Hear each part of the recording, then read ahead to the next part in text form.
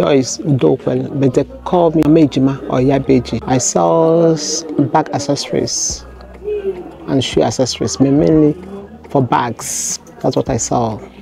I started my personal own 10 years now. I import from China, yeah. If you come to Mushin, as of Dakobere Street, in Baale's house, Baale.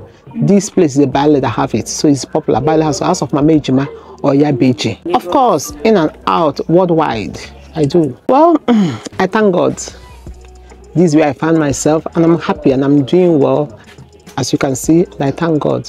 Anything we are doing, just money is not the ultimate. Any amount you can start business, and as far as you know what you are doing and trust in God, know how to attend to your customer, play with them. Me, I love my customers. I play with them, I chat with them.